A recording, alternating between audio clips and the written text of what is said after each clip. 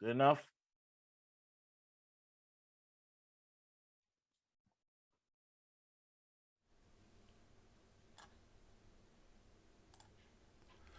Good evening, good afternoon, good morning, good whatever time it is, wherever you are, whoever you are. Welcome once again to Full Fat Spoiler Chat, the show in which we look at a recent piece of nerdy entertainment and we dig deep into it to talk about what worked, what didn't work, what we liked, what we didn't like, the themes, the tones, the messages. And as you can probably tell by all the stuff around here, that means we're going to spoil it. So tonight, we are going to be spoiling the Netflix live action version of Cowboy Bebop. If you have not seen it and you are concerned about spoilers, you should probably wait until this show has run its course and you've watched that show, and then you can come back and watch it. Or if you don't mind spoilers and have no intention of watching that show, which, is probably a lot of people, then, you know, feel free to hang around. Hang around. Reply in the comments. Tell us what you think about it. Tell us what you think about what we think about it. And we'll jump right in with the introductions. I'm Rodney Brown. I'm the editor-in-chief of Nerd Caliber, first-person shooter on Facebook as a cosplay photographer, Burley_adopter on Twitter and a bunch of other places. Joining me tonight, back with the fedora, is, introduce yourself, Byron, if you would. Hello, denizens of the internet. It is your boy, Byron McNeil, aka Byron D0, international man of mystery. How you doing? Contributing writer for Nerd Caliber, social media consultant. Sorry, I got jumbled there, and content creator in general. So I do a lot of stuff for the site. And aside from that, I also am an artist. I am promoting my webtoon series currently, which is called Sisterhoods. It is a cyberpunk inspired, a cyberpunk Little Red Riding Hood inspired series, and I have 2 episodes up. I'm currently working on episode 3. I'm pretty proud of it so far. Check it out. It's Sisterhoods. It's very easy to find. Cool, cool. Gotta love the fact that Little Red Riding Hood is still in, the public The cultural domain zeitgeist. zeitgeist, but also the public domain. Disney hasn't quite gotten their fingers on that yet. I gave it time. Yeah, well, yeah, they're working on getting those extensions anyway. The tendrils. They're tendrils, yeah. So, what is this Cowboy Bebop? It is a 10-episode series on Netflix, a live-action adaptation of the classic 1998, 2001, if you saw it here in the United States, anime, Cowboy Bebop. That was directed and essentially created by Shinichiro Watanabe, the genius. It is considered one of the top tier, probably top 3 anime of all time. Goats. Definitely a goat. And this version is produced by Netflix and Sunrise Studio, which made the original Cowboy Bebop. And a boatload of other stuff that, if you're an anime fan, you've heard of, from Code Geass to Inuyasha, Gundam. a lot of the Gundam stuff, all the way up to the Love Live series. Wow. So Sunrise has been around and been doing stuff forever, and you've probably seen one of their anime if you're an anime fan. Aside from Bebop. And it was also produced by Midnight Radio, which is the production company that was founded by super producer Scott Rosenberg, Andre Nemec. They've done a few things. They don't have a huge track record yet. They did the History Channel series Nightfall, which is a pretty solid story of the Templars. And they did I think it was ABC series Zoo, which I think ran like 2 seasons, if that. But, so these are not small names. This is not a slapdash operation. Definitely not small names, especially in casting.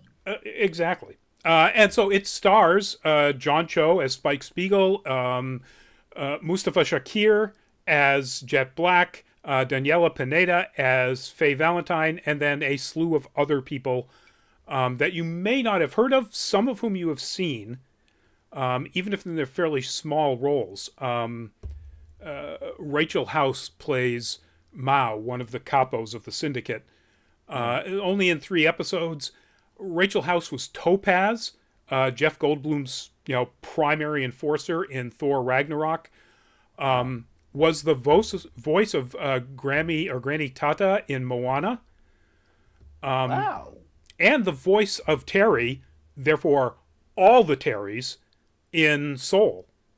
Um, Wow. yeah, That is impressive because I knew Terry was voiced by a woman, but it was like it was so like you would have thought Terry was a dude by the way Rachel she House would deliver it. was absolutely amazing.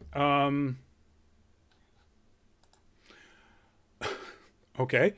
Uh, this is just a complete aside, and it's only for me. Apparently, I've been blocked from watching my own live show on Facebook. So, Wow. yay, Facebook! You're so awesome. Oh my God. You got zooked. Guess I got zucked.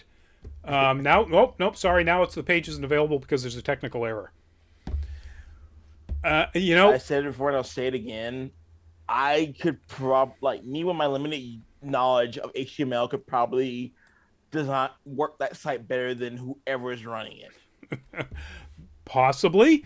And I don't know. I don't know that there's a connection between Netflix and Facebook, but it seems awfully weird that the only time this Yeah, has ever happened is when we're probably going to be criticizing, probably pretty heavily, a Netflix show. there's no probably about it. Well, that's not Hermione. true. We've actually criticized Netflix shows many, many times in the past. Dragon's This is Dogma, true. that was garbage. Anyway, Season it's blood, again, it's only 10 episodes. blood and It Zeus. ran, it dropped 2 weeks ago, and of course it's Netflix, so it's all bingeable. And that's pretty much all you need to know before we jump into. And I guess we're going to do this in our normal format, although I'm pretty sure that our first part of this is going to be short. Very. Byron, what did you like about this series? What worked for you? What do you think they set out to do and pretty much accomplished? I enjoyed the casting for the most part. Like Daniela Pineda, she took Faye in a different direction. While I'm not overly fond of it, I like I liked her overall performance. She's a very solid actress, and she's like even outside the role, she's a very interesting individual. I feel like who she is outside of the role it was is more Faye like than what we got from the show. So I'll give her points there. All right, I can see that. Yeah, John Cho. He's a pretty cool dude in his own right. I respect him, and I never questioned him being casted for this role. Like he definitely does his best Spike Spiegel impersonation. He doesn't try to be anything more than that. So that was entertaining. And I'm definitely on the same boat as Mother's Basement, where Mustafa Shakir is Jet Black. Yep. Like that was the most perfect casting choice. Period. Like God, he he even sounds like he's impersonating Bo Billingsley. Yeah. Yes, he does an absolutely fantastic job with the voice, with the mannerisms. Yes, Absolutely wonderful. Um, yes, like mwah. Agreed. Yeah. Overall costuming, I'm a fan of. I definitely cannot take anything away from like the choices for like the way these characters look. I know a lot of neckbeards got mad about Faye's costume, but she's like, her costume was really impractical for the kind of action that she was meant to deliver. Yep. So I totally get why they took her in a different direction. I wish they kept the headband, something to like make her a little more recognizable. And also, Daniela Pineda is hot AF, so Yeah, I mean, she looks hot in that costume. if the whiners want to whine, there's the episode where she's in that tiny little red cocktail dress, which is up on the screen right now. Molto bene. Yeah, well, I mean, come on, folks, it's just silly. And it never even occurred to me about the lack of the headband. That is a good point. There are people who headbands work on, and there are people that they don't work on, and it may just be that Pineda has a face where it doesn't work for her. Maybe I feel like it would. Well, I trust the directors in that respect, so I'm not gonna raise a whole stink about it. Anything else that you can say that you definitely were a fan of? The music, but of course that goes without saying because Yoko Kanno composed the score for this show. Yep. Also, And for those people who may not know, Yoko Kanno also composed the score for the original anime. yes, and lastly, the set direction was pretty tight. Like, it reminded me a lot of Robert Rodriguez's direction of Alita. Yeah, good. Mm. I'll give you that. I was also going to say that I don't have the exact shot, but this from that first episode of they're in New Tijuana. That background looks like a Robert Rodriguez set, and It really does. the opening shot where we first meet Asimov and Natalie is literally, I was going to say ripped off, but lifted from, I think it was Desperado, the sequel to El Mariachi. That opening scene in the bar where, I think it's, I can't remember who it is. Steve Buscemi, I think, is sitting at the bar telling the story of when, this mariachi player with a gun walks in.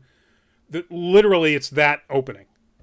So yeah, I agree with that. I agree with you there. They when they are inspired by, let's not use the word steal. They're inspired by some good stuff. Yeah, When they're yeah, inspired that by is. yes. That's all I got. All right. So I agree with you pretty much 100% on the casting. I think that everybody does an excellent job with the roles that they're given. And you're going to argue... Even Edward. Even with Edward, like...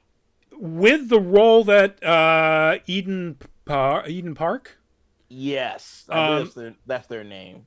Is given, yes. They do an excellent job with that role. What that role is, we'll get into that. But I would argue that even Alex Hassel, who plays Vicious, does a good job playing the role he was given. The problem with that character isn't Hassel, it's the writing. It's the writers. I still think he was... I personally still think he was a little miscast. Yeah, I mean, maybe. But let's say he was cast to play a character who was essentially a psychotic whiner, daddy's boy with a huge inferiority complex. Like Vincent? Yeah, kind of. He nails that. Boy, does he look like that character. Yeah. And I think that's what the expanded story of Vicious became, in the hands of the writers. And so I don't think it's Hassel's fault. I think he, performed, and I think the same thing with Elena Satin, who was Julia. I think she did an excellent job as the Julia that they gave her to play. Like which not my Julia. is not the Julia from the series or from the anime series. Um, so and others, I already mentioned Rachel House. Um, uh, Mason Alexander Park is wonderful as Gren. It's just not Gren. Yeah. It's a great role, and they do a fantastic job in it as somebody who happens to be named the same thing as a transgender character from the series. Um, but where is she here? Christine Dunford as Whitney Matsumoto, Faye's kind of mom, not really mom. Um, Spot on. You know, Oh yeah. It um, was definitely an interesting departure. yes, yes, and even I can't easily find the name of the actor or actress. The one who plays Woodcock, who has the obsession with Jet Black. Mm. To be able to and so a lot of these thoughts are also expressed in a bunch of videos we've seen. I don't know for sure. I can't remember for sure whether this was expressed by Jeff Thew in Mother's Basement or Arcada in Glass Reflection or some of the other things I've seen. But somebody said anybody who can deliver that line about black and male and sell it convincingly, as terrible as that dialogue is, that's acting. Yeah. And kudos to so many of the secondary characters, actors in here. Now there are, well, we'll get into problems with some of the casting and so on, but that's for later on. I also agree with the production design for the most part. So we already did, this is New Tijuana. It kind of looks pretty solid. I think where they really nail it is in the technical and space aspects of it. This is them coming into New Tijuana, from space. It is a large domed facility on an asteroid, and I can't remember. They actually say which one. I can't remember which one. They may say something like Ceres, which this clearly isn't because Ceres is actually a globe. It's big enough. But this is the cockpit. Well, you're looking over the sort of workstation area for Jet into the cockpit, and it looks as busy and as technical and every bit like it did in the designs and the animation. This is the big three standing up on the stairs leading down into what I guess you could call the crew lounge, and just look at that set design. It's perfect. It really is very, very close to the design of the original anime, while not being exactly a ripoff. But you look at that and you go, oh, okay, they're on the Bebop. There's no question. Without a doubt.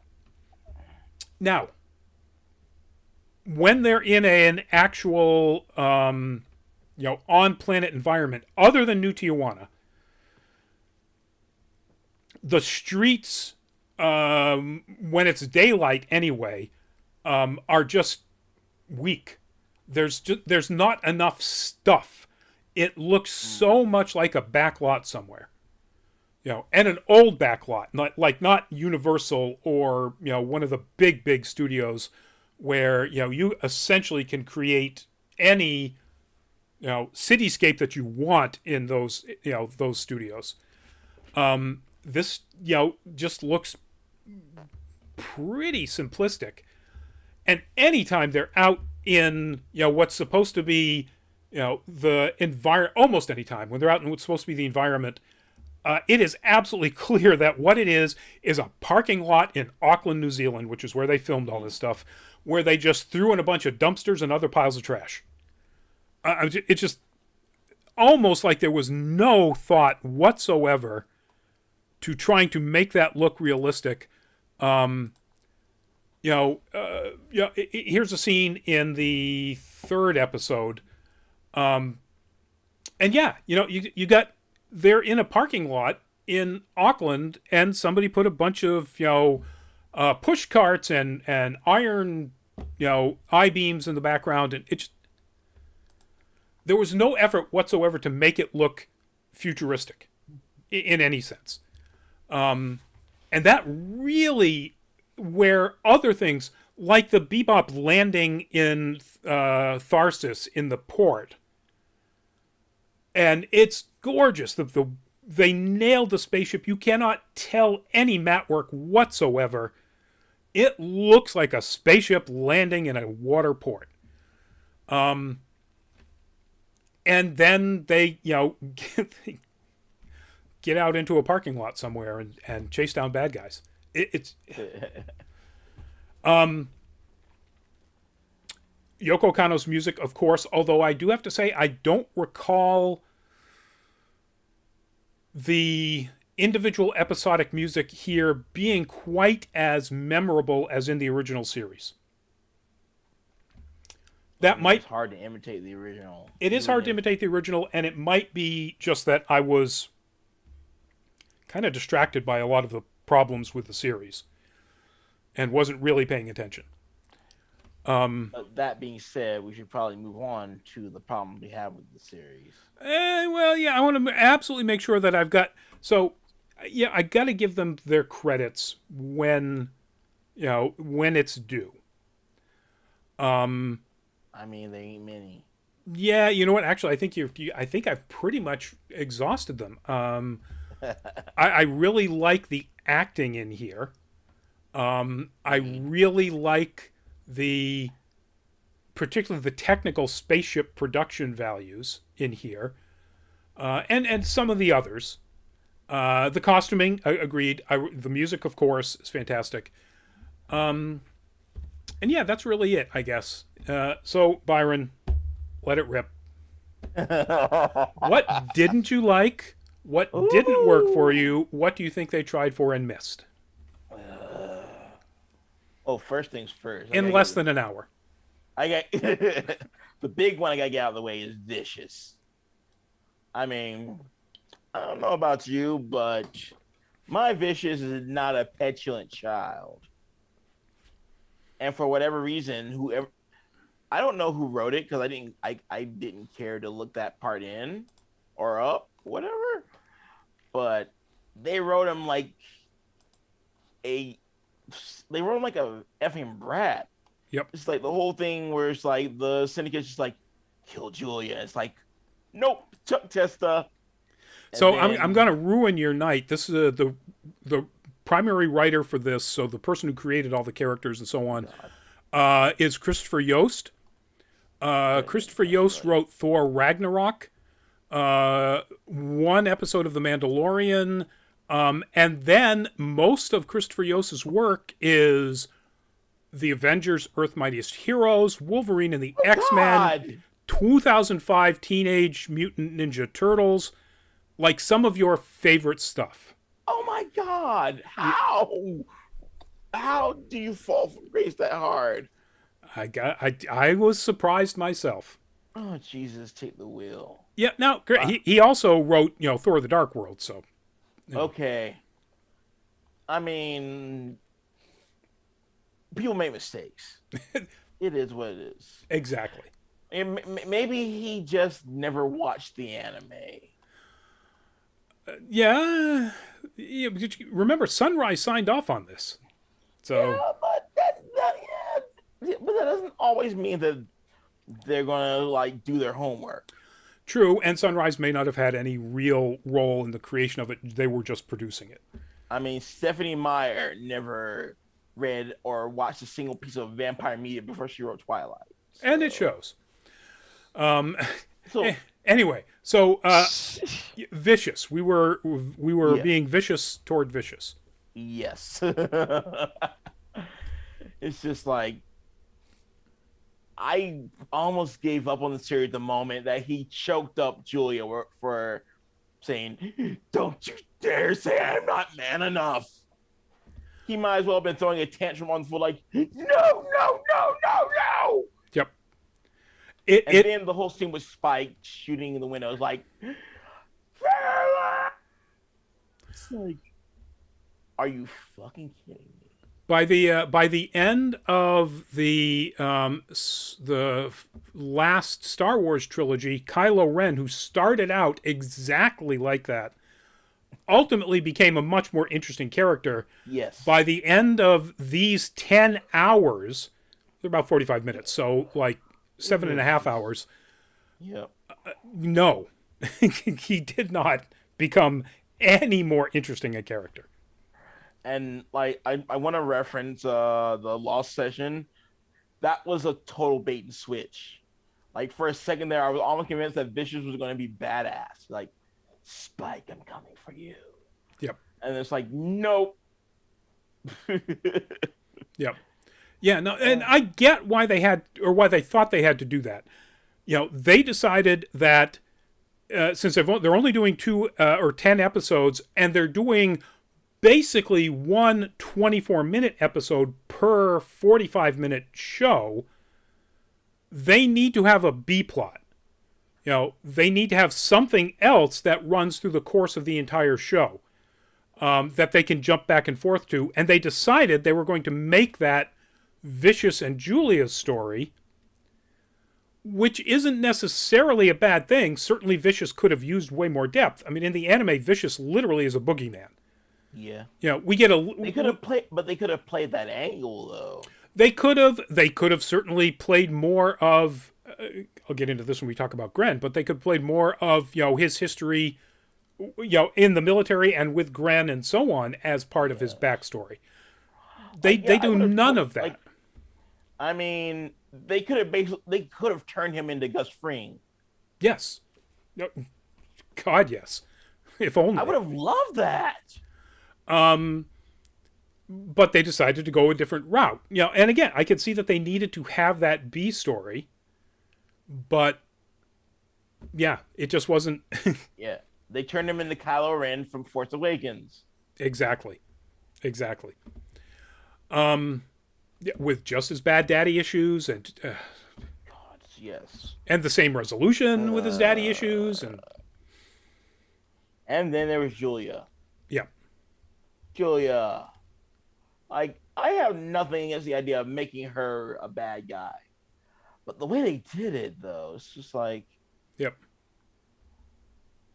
it's like, oh, I was just using you all this time. It's like, Even then, it's not. It's like Julia has no agency whatsoever, no, which is pretty much the same as the anime, except in the anime, Julia is literally the archetype sad girl.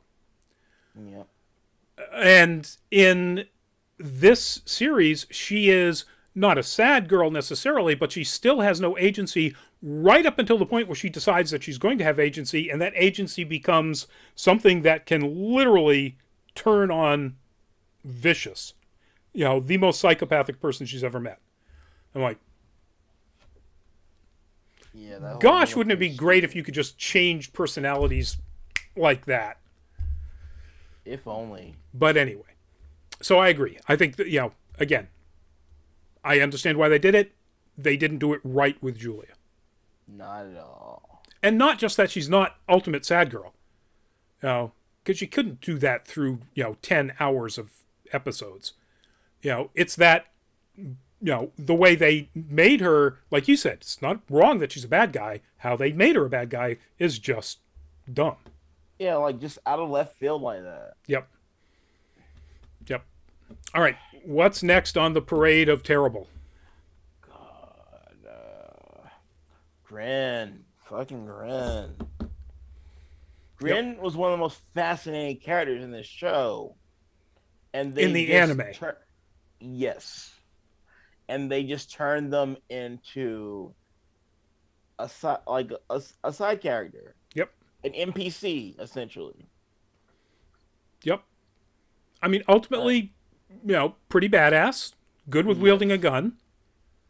But other than that, yeah, I agree 100%. And not that I have any problem whatsoever with the way they made Gren right out of the gate a transgender character when we have no idea, you know, what their background is or anything.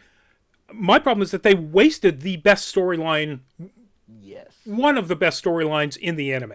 The only one, as far as I know, that went 2 episodes.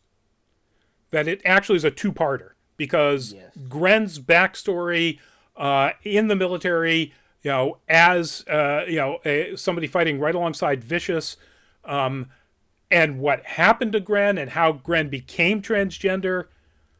Frankly, Gren's story in the anime is one of the most affirmative. You've got somebody who literally did not want to be transgender and had it sort of forced upon them by circumstance and experimentation, and then came to the realization that they're really happy with the person they are after all of that happened to them. And my God, what a wonderfully positive, affirmative message about accepting yourself. Now, Agreed. in the midst of an amazingly badass story.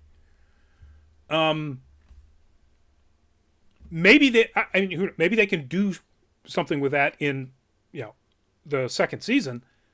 We'll see.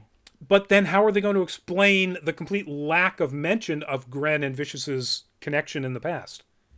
So I don't think so. I think they just decided that they just weren't going to go down that path. Which We'll I see. agree is a waste. Like those are like my big ones. Anything beyond that would be a nitpick. All right. I so far, as you can tell, I agree with pretty much everything you said. I have two others that I think are big problems. And they both relate to how this series drastically changed the tone of the anime. The first one is, and I love his acting. I think he does a fantastic job. John Cho is too old. Ugh. John Cho, Yeah. he's almost 50. In the anime, Spike is 27. 27. I was going to say 26 to, late 20s. 27. Perfect. And in that time, he has seen so much shit and done so many terrible things that he's basically done with life. And that's part of the overall message of the anime series is that you got to deal with your past. Because if you don't, you're going to be Spike. And you're going to just be waiting for that past to catch up with you and end it. And, that makes a 27-year-old who is that world weary is one of the most pathos-driven, tragic characters. Somebody that young, that traumatized. At almost 50, John Cho Spike Spiegel is just somebody who saw a lot of shit. He's almost twice as old as the character is in the anime. Yep. In real life. And when John Cho portrays world-weary Spike, it's just a believably weary guy that's, pushing 50 and has just seen too much stuff. It doesn't have the pathos at even close to the tragedy of somebody as young as Spike being in the position he's in. Honestly, that didn't bother me as much, simply because, yes, I understand that John Cho is almost 50, but he's aged like a fine wine, in my opinion. Oh, he's fantastic. I no disrespect to John Cho for what he does in this role, both physically and emotionally as an actor. Like I said, I love the acting by pretty much the primary cast. I was going to go on back in my likes, ad infinitum on how amazing Mustafa Shakir is, but you pretty much nailed all of it. So, Well, yeah, he is Jet. If there's a reason to watch this, it's watch Mustafa Shakir. I was looking up his IMDb. I know he was, Bushmaster in Luke Cage. I didn't realize he was a character Big Mike in The Deuce. Really? Did not recognize him at all. And he's in probably half the episodes of that HBO series. Anyway, I'll have to check it out later. you should. It's a wonderful series. Yeah. We don't need to talk about that because it's not nerdy. No. So the other thing that I have, and this is sort of, again, changing the tone of it, is the decision by the producers, and he has come right out and said this, or by Yost, who come right out and said this, that they didn't want to have the dystopian elements that are baked in, literally the underpinning of everything that happens in the anime series. Because God forbid we question the world around us. So every cop in the ISSP is crooked, and that's why Jet left in the anime series. In this series, he's framed as a crooked cop, and while a lot of the cops bend the rules and are crooked, that's not a lot of them come to rescue, and they are not the bad guys in the anime series. They are bad guys just as much as the Syndicate is. Yep. That's why the Cowboys are so essential. Well, yeah, but that's also why the Cowboys exist.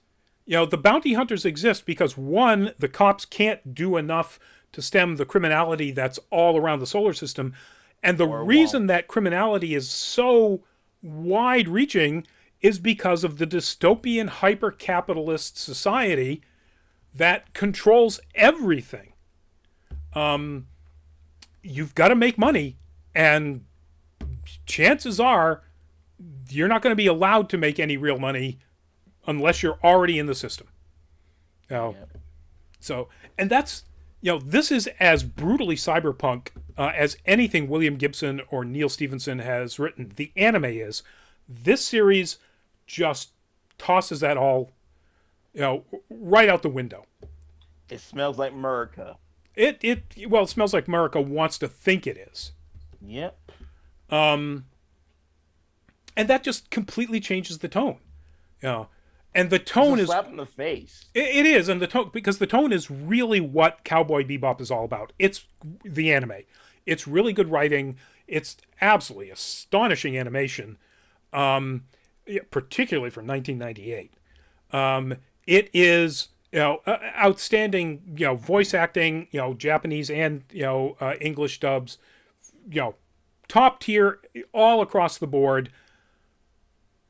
But what it is at its heart is a dystopian cyberpunk nightmare world in which it makes sense that somebody who's 27 years old has killed so many people that he's basically, and has been betrayed by the people he thought he was closest to, that he's pretty much ready to die. Anyway, so that is probably my biggest criticism. Yeah, the outside the spaceship stuff, the production values are kind of garbage, with the exception of some like Piero LeFou. That design is the teddy bear bomber. They got a lot of those right. But other than that, again, just it's a parking lot in Auckland with a bunch of trash, or it's a really cool spaceship. I personally would have loved it if Mustafa Shakir had worn the pot leaf shirt in the Teddy Bomber episode. What's with all the bomb blowing, baby? Yeah, there's an awful lot of. So there's a lot of casual drug use in the anime. An awful lot of casual drug use. And again, that's part of the story of this dystopian world. Yeah, they're trying to escape from their pain. Exactly. And none of that, almost none of that in the live action version.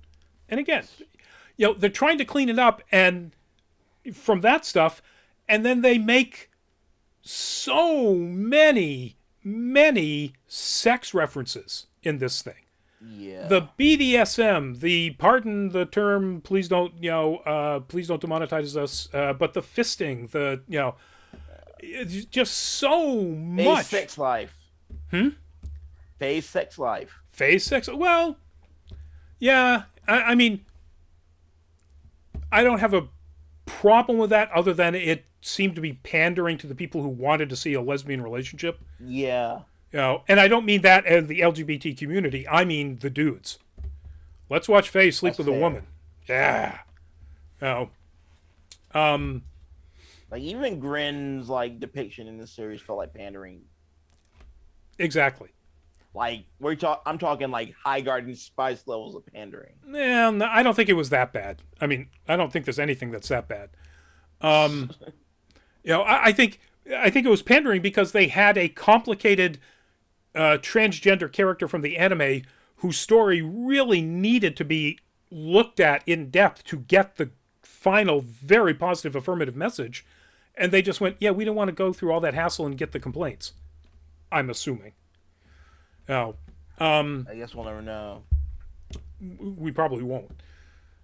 They messed up the tone, which makes this an interesting sci-fi kind of space western series that looks an awful lot like Cowboy Bebop,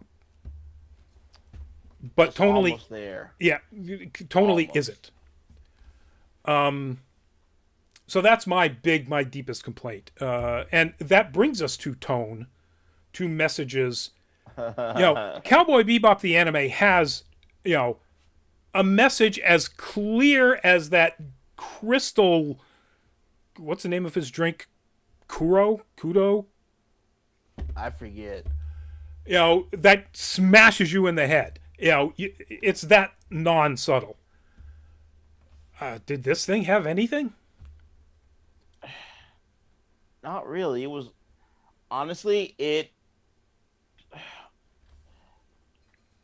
reeks of like the same kind of energy as like the movie Scoob, where it's like it's all flash and no substance. Like I compare what they did with like getting rid of all the anti-authoritarian content with what they did to Shaggy and Scoob, where they got rid of anything that might have even been a minutia bit associated with stoner culture.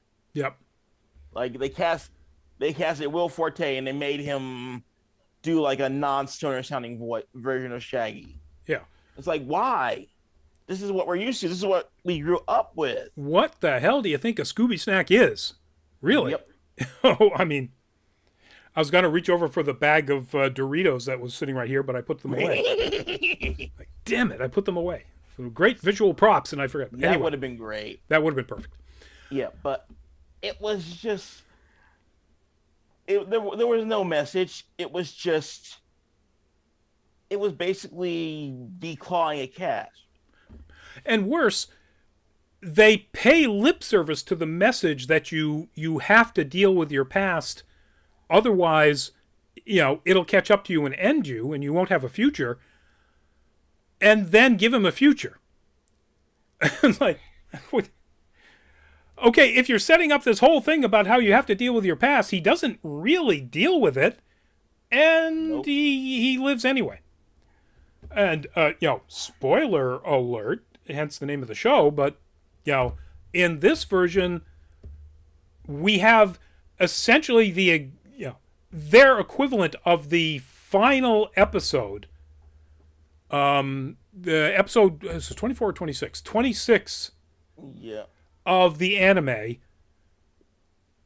In the 10th episode of this series, the final of this, Netflix series, This except season. it's only the first season, which means that we've already had essentially the end of the anime, and they changed it so that Spike lives. I don't know. A bastardization in its highest form. Yeah, well, yeah, except, why would you do that? If you know you're going to have a second season, why, shoot your gun. That wasn't the term I was going to use, but again, um, Blow your load. yeah, exactly. With this big finale, the finale of the anime, and then turn it into something that is not, in fact, a finale at all. It just literally leads into finally getting to see Ed. And saying, "Oh, hey, wow! Look, I guess there's going to be a second season." I feel like they were trying to do what the boys did, but to an insulting effect. Yeah. I can. So the changes they made in the boys, I think, make more sense for a television type narrative. Yes. You've already got a television type narrative. It's just an anime instead of live action. So those changes didn't need to happen, you know, because you're moving from, one wildly divergent medium, comic books, to televised entertainment. You had one type of televised entertainment and it just became a different type. So Well, I get your point. I think that it makes more sense for them to have done it in The Boys than here.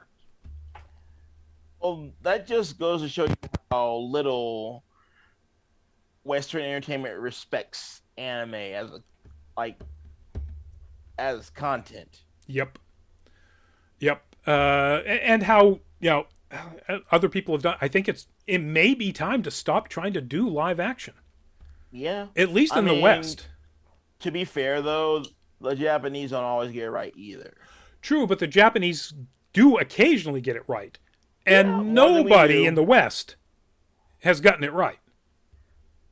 I would argue that Alita got it right to an extent. I'm sorry, you're right. My bad. Yes. Yes. Alita Battle Angel.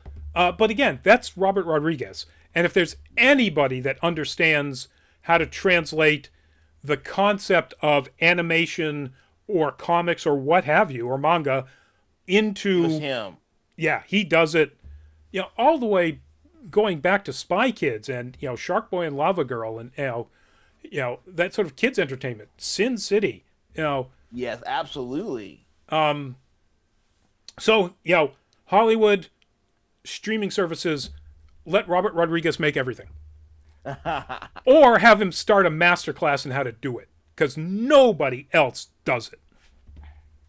Or do like what we're doing with video game movies now and have people who are familiar with the content make these things. True. I'm trying to think of a decent video game movie. Sonic the Hedgehog, Sonic the Hedgehog, or as a series, The Witcher. So, Detective Pikachu. Detective Pikachu. Oh, good point. Detective Pikachu was pretty good. Yeah. I know a lot of people liked the most recent Tomb Raider movie. I'm not overly fond of it, but I get it. I get why people love it.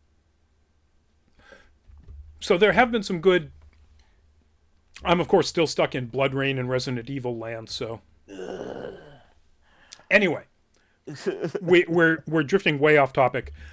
Yeah. So there isn't really an appropriate tone for this. It ditches all the cyberpunk. It ditches all the dystopia. So it becomes essentially, it is less dystopian than Firefly. As a space From a western. real world aesthetic, it's pretty dystopian, but not in the way that while it can get takes away all my hope. Right. And it screws up the basic message of, deal with your past or it's going to catch up with you and you won't have a future. You missed the bite. Yeah, exactly. Point. Netflix live action.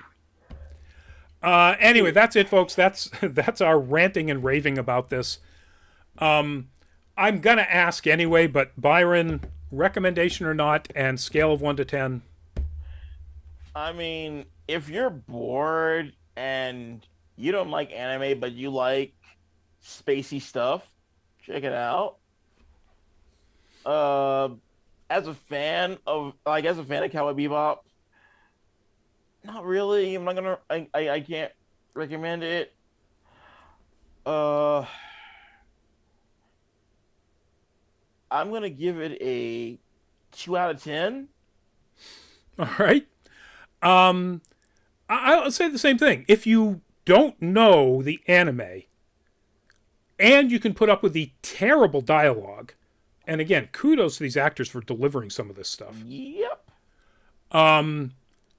Then it can be a fun space adventure. So I would say if you aren't familiar at all with Cowboy Bebop, yeah, maybe I'd give it a recommendation. I don't know that you're going to make it through all 10 episodes, frankly. I barely did. Yeah, same here. But sure, check it out. At least you'll know what's going on. I'm going to be a little bit more generous. I'm going to go with a 3 out of 10. That is generous. Well, and that it would be a 0 out of 10 except for the wonderful acting and the fantastic technological production design. Other than that, it's kind of a nope. I mean, who knows? There's some potential there. I might check out season two. I will, because I think we're going to have to, because it's Well, kind of yeah. what we do. Yeah. We're But gluttons for punishment. ex- you and your anime octane recommendations. Anyway, that's it, folks. Thank you all for tuning in. I was so eager to get into all of the complaining. I actually didn't put up either of our two self-promotional stuff. Please follow us on Twitch, twitchtv.nerdcaliber or /nerdcaliber, twitch.tv/nerdcaliber. Hey, I know URLs. If you have a Twitch account, we'd love to have you there, trying to build up those numbers. And if you are in the mind of checking out URLs for us, patreon.com/nerdcaliber. Pretty much anywhere you go on social media or places like that, we're /nerdcaliber. 3 tiers, the lowest one is $2. The money that you decide that you are going to give to us, if you are going to give to us and do any sort of become a Patreon, as I completely screw up all my transitions here, and that's why I'm stumbling over my words, is going to go to get you more content. Get to more cons, assuming they happen. Another shameless plug, go to nerdcaliber.com and look at our article about the fact that the Omicron variant was at Anime NYC 2 weeks ago. Jesus, take the wheel. Yeah. Who knows where cons are going to be going again in the next few months. Anyway, on that wonderfully happy note, Byron, give us a goodbye. Hey guys, nice chatting with all of you. Great talking about this thing with Rodney. Check out my webcomic on Webtoons. It's Sisterhoods. It's easy to find. Just spelled Sisterhoods. Excellent. Find it right away. Tigazord, I am absolutely sorry I missed all of your comments on Twitch. My bad. This is what happens when you get so excited about something so terrible. Tigazord, just start with your first one. Yeah, the set design is as perfect as it could be. Cool. And we'll go to your last one. I would say it is less Cowboy Bebop-y than Firefly is. Yeah, I'm not gonna argue with that statement at all. At all. Wow. But yes, we don't need to reply. But that's part of what we like to do here is interact So with bold. with our viewers. And I dropped the ball on this one. So hopefully you'll tune in. But thank you for your comments. Exactly. Thank you. And they're good comments. And this one, Edge of Tomorrow, is a good movie. I was almost going to bring that up, except it's a direct adaptation of a manga. So there was never an anime in between. So that essentially makes it like an adaptation of a comic book. And frankly, movies have done pretty good adaptations when they go directly from manga. Alita Battle Angel is way more of an adaptation of the manga than it is of the anime. Anyway, thanks everybody for for tuning in, and please be safe out there. Go back to wearing that mask anytime you're indoors outside of your own house. If you haven't gotten your booster shots and you're able to, if you're eligible at this point, please do.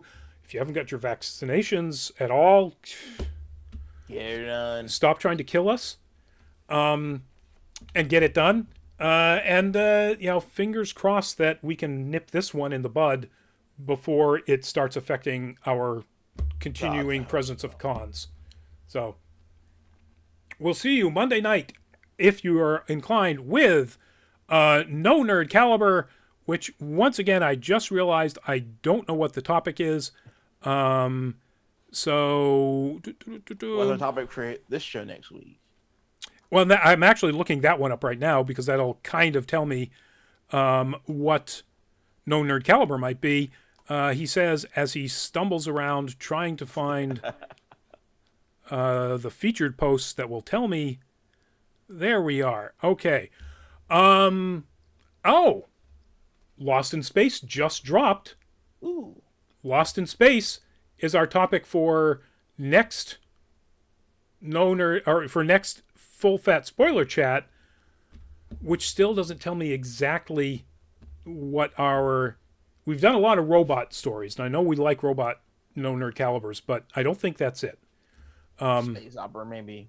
Might be space opera. It'll definitely be something related to spacey stuff, but I'll put up the post, sooner rather than later. Anyway, that's it, folks. Thank you very much for my